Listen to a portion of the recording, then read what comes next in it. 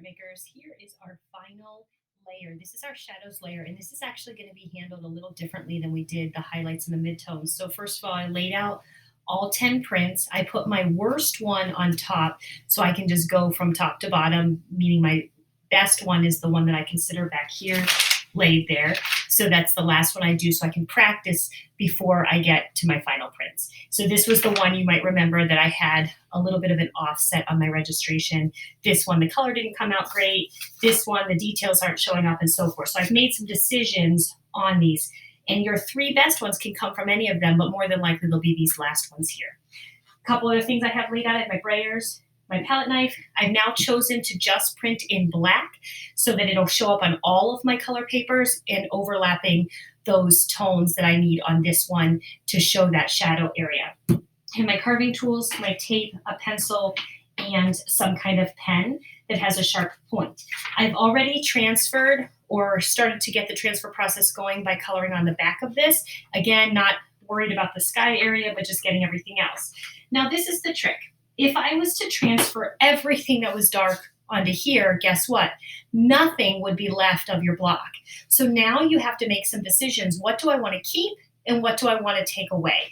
So when I look at this image, I notice that this very distinctive triangular top is showing up as a shadow, which means I want that to print with my black ink, which means everything else on the inside or around I need to remove. Same thing here. I have these distinct shadows in the background, but there's some of these columns that are still showing up as dark. I want to get rid of some of those areas so that they show up with these colors and so that the black only shows up here. So I have to make some conscious decisions on if I want to directly transfer or if I want to just look at the picture and start carving. And that's kind of up to you and as detailed as you get. So I'm going to grab a chair to kind of work through this with you visually so you get a sense of what to keep and what not to keep. Remember, whatever you keep will print on these prints. So in this case, I think I'm going to tape it down and define some of the areas, and then I'm still going to make some decisions once I've actually placed it down. Now I'm noticing that according to my Carve, my paper was probably just a little bit shifted the last time. Nope, that's actually lining up pretty well. So I'm touching those areas where those highlights should be, kind of lining up my shadow lines with wherever those columns are. And then I'm going to tape it down in all four sides like I did before to keep it from shifting. I'm taping it onto my plexiglass so that if I need to move to another location, I can without transferring the image incorrectly by shifting it. Now I'm ready to kind of make some decisions. So I know I want to keep this detail in here, but everything inside of there I'm going to remove. So probably what I need to do is I need to define what that area is by pushing down as hard as I can. And I notice here, because the block is uneven, sometimes your pen will poke through the paper, and that's okay. It's just a guide. So I know that I want to keep all of these areas as much as possible. And then everything else around it, I'm going to remove eventually so it no longer shows. I have a lot of words there, but I didn't pay a ton of attention to the wording, so I'm not going to worry about this area, which means it's going to get removed. So that's important. Now, I'm going to define the top of these columns because I know that everything inside of this space I now want to be gone. So I should have nothing inside of these top columns here, nor the columns themselves. So I want to just mark where that is so that I can carve inside of those spaces to get rid of, basically I'm getting rid of any gray tones or mid-tones at this point. And I'm leaving those deepest, darkest shadows to still print.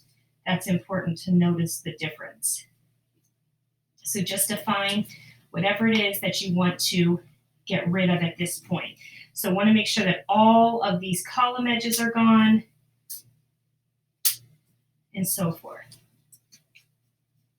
All right, so I've pretty much defined where all those areas are. At this point, I now have to make a decision. What are some of the other gray areas that I need to get rid of?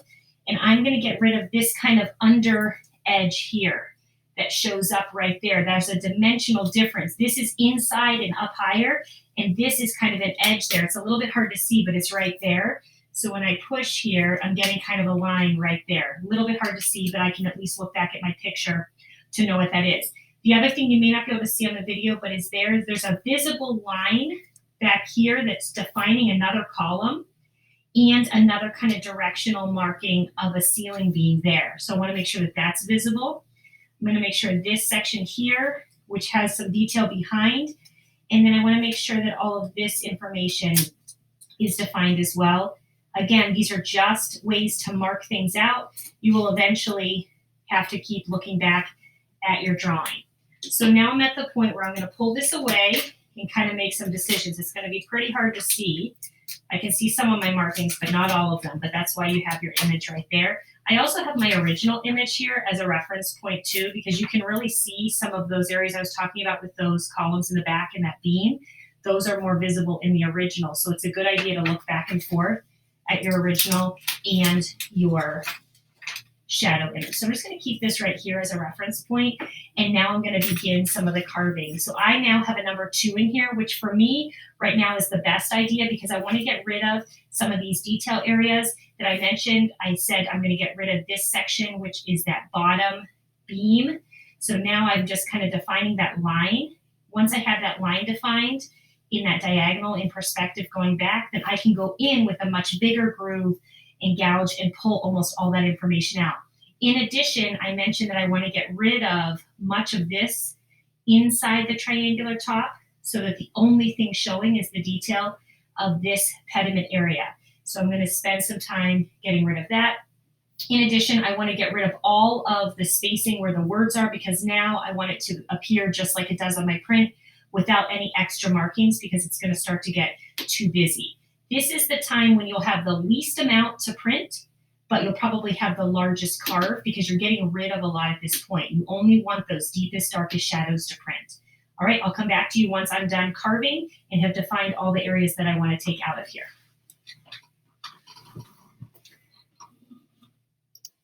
All right, I have now completed my carving. You can see that a lot has been carved away. I went in and took out even more in my sky, so less of it will replicate over here. So it really just remains that turquoise and green color. I took out almost everything except that very detailed edge, so it mimics what's happening there. And then you can see that beam that I talked about in some of those back columns are going to show up in some of these darker spaces over here as I expose them with the black ink that I'm going to put on. So only my darkest shadows still remain, which would be the darkest equivalent to what's on your image here. So you can kind of keep looking back and forth to see if it mimics it as much as possible. You can always carve out more, but it's always good to kind of stop, relook, kind of look at your print, look at the image, look at your carve, and look at the original image as well, and see how close you're getting to making it look as realistic as possible. All right, we'll be ready to start printing with our black ink. All right, everyone, we are now ready to do the printing, and this is the shadow print. So you want your darkest color, whatever that is in your color scheme. Remember, stack your worst print on top to your best at the bottom. I'm gonna move these all out of the way. I have multiple brayers, so I can roll ink with one and press with the other, plus my palette knife. So I will roll out my ink. Same rules apply here. Make sure that you have enough ink that you get that kind of sound. And that sound is what's going to make it have the best print quality. And the black ink is nice and smooth. So just roll it out nice and evenly and then apply to your block. Now in this case, I'm avoiding the sky a little bit because I really don't want a ton of ink to be rolled into the sky. If there's a little bit, it's not a big deal, but I really want to maintain those blues and turquoises that I had from before. I'm going to lay out the print the same way I showed you in the former printing with the second color. I'm going to go at the base, line up my edges, line up my columns, and make sure that I lay it down nice and flat. Luckily, I can hold on to this sky area because there's no ink in it. Keep my hands pretty clean. Try to line it up as best I can. Press it down, and then press with a clean brayer, and then with my thumb and my hand to get all of those little spots. There's a lot of grooves now, so really feel the entire plate. Make sure you go around the perimeter as well as the center. And there is a very cool, that's even on my bad print. You can see those beautiful shadows. Really looks like those columns pop out. And I have the nice detail in the pediment up there. So I'm going to go ahead and print my best 3, and hopefully I can get those done in the first couple. If not, print all 10 and then pick your best 3 from that. But if you get 3 that you like, then you can stop after that. Or you can just print a whole bunch and you can give them out as gifts, because these make great presents. And Mother's Day is coming up as well as Father's Day. So any kind of art is great for those. All right, I'm going to print another one just to show you again the lineup and the registration.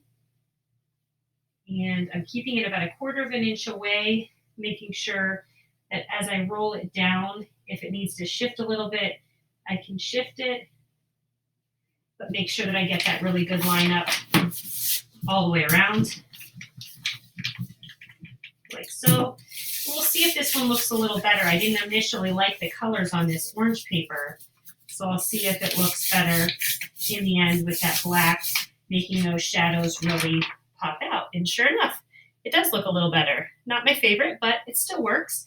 So I'm going to go ahead and continue printing the remaining 10. All right, you can see that I have now finished all 10 prints, and I can now kind of decide, like, I really like this yellow one, really love the one on the mat, but it got a little dry right there. So I really think that one turned out well, or that one's nice and bright in the back. So kind of look at where you feel like your best print quality is, where did you line up your print the best, and so forth. And you're going to pick your favorite 3, photograph each one individually, so they're really nice, solid photographs of them, crop them real nicely, and then that will be your submission for your final print. Awesome. Good luck. Have fun.